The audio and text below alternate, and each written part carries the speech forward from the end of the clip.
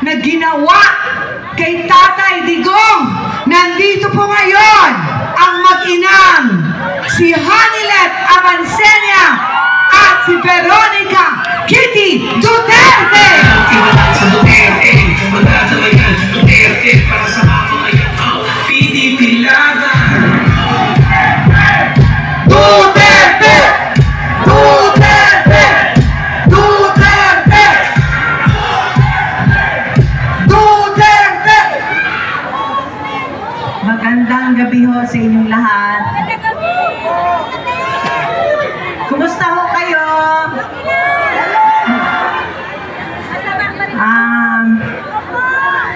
Dapat yung anak ko lang magsasalita eh. Sabi ko, ano pa gusto nyo marinig nyo? Gusto nyo marinig yung lahat ng sakit sa dibdib?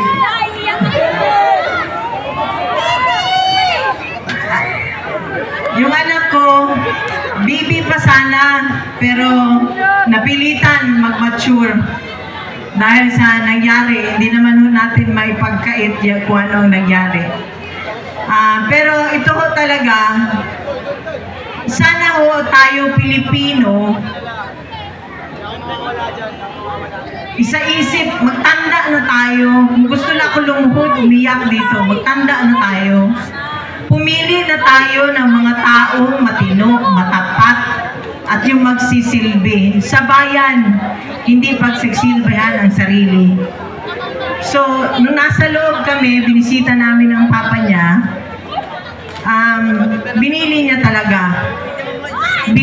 talaga, uulitin ulit ito ni Veronica, binili niya, suportahan niyo ang Duterte.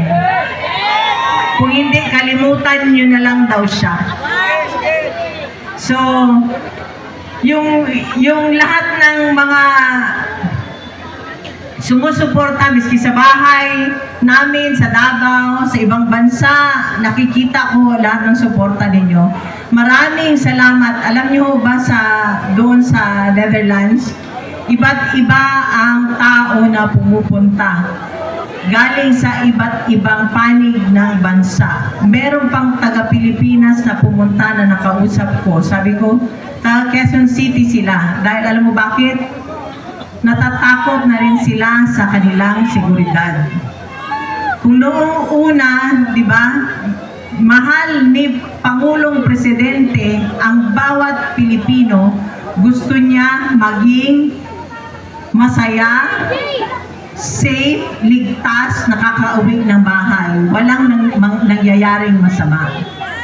Sana ho, suportahan ninyo ang mga kandidato ni Pangulong Presidente Duterte, Presidente Duterte, Rodrigo Duterte, 10. Nakikiusap po ako at yung sa mga darating na mga araw, maging mapagmatsyag ho tayo lalo na sa araw ng eleksyon.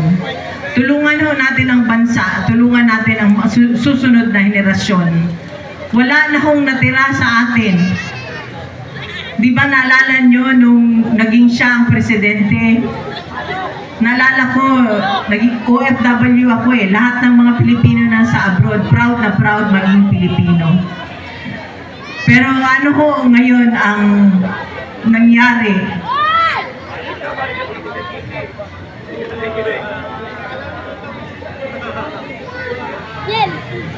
Kung kayo ang nasa sitwasyon namin nung nandun kami sa Villamor, parang hanggang ngayon nananaginip pa rin ako. Parang hanggang ngayon hindi pa rin ako makapaniwala.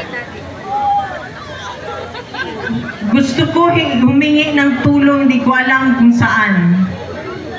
So kaya ngayon, nandito kami, nagsasalita, humihingi kami ng tulong ninyo, suportahan nyo ang Duterte.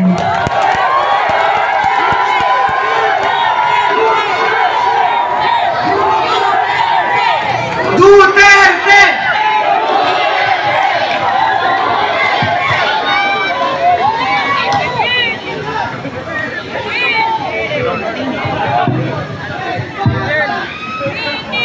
Podium mic, please.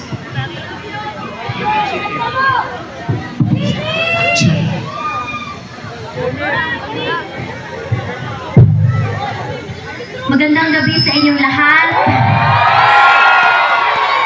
Ako si Veronica Kitty Duterte, bunsong anak ni Pangulong Rodrigo Roa Duterte.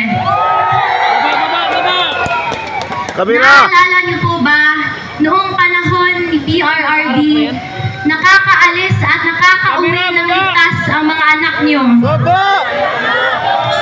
Ibalik natin ang ganoong pamamahala sa bansa. Marami tayo. Nandito ako marami tayo.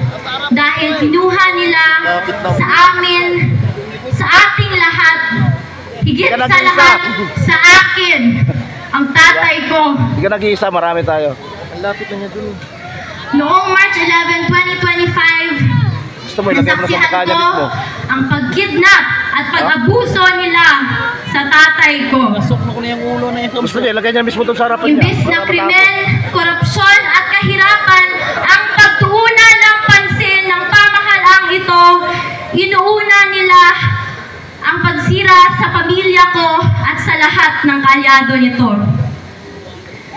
Pumili tayo ng matino at matapat sa paglilingkod kasi kung hindi, kawawa tayong lahat at ang mga susunod na henerasyon. Mahalagang magkaisa tayo sa araw ng eleksyon, May 12, 2025. Suportahan natin ang PDP laban senatorial slate o mas kinikilalang Duterte.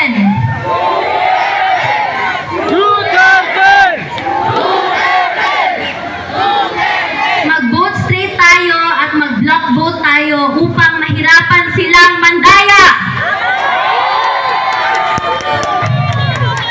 To the OFWs, to the Filipino communities who took care of us, you have my love, respect, and gratitude. Sa katawhan nga nagpakita og walay undang nga paghigugma ug pagsuporta, daghang salamat kay wa mi ninyo biyahe. Kamo ang nagapakusog sa amo tanan. Maiaabot ako na personal na mensahe ng tatay ko sa bawat Pilipino. Sabi niya, I did what I could for my country. And you are all in my heart. Pangalawa, ang sabi niya, kung kakalimutan niyo lang rin ang Duterte, kalimutan niyo na lang rin siya. Mga kababayan, huwag nating kalimutan ang bilin ni Tatay Digong. Sa mga kabataan, hinihikayat ko kayong magbantay sa mga boto dahil dito nakasalalay ang kinabukasan nating lahat. Maraming salamat po and God save the Philippines. Pilipinas, Duterte pa rin! Duterte! Duterte! Iniimbitahan ko po lahat ang Team Suntay, pinangungunahan ni Congressman Bong Suntay at ang kanyang pamangkin na si Migs Suntay, Attorney Migs Suntay at si Kiko Del Mundo, kasama ang Duterte candidates Senator Rodante Marcoleta, Senator Raul Lambino, Senator Philip Salvador, and representing Senator Pastor Quiboloy, Attorney Bobet Torreon, together with Senator J.B. Hinlo, Hanilet Avancenia, and Kitty Duterte.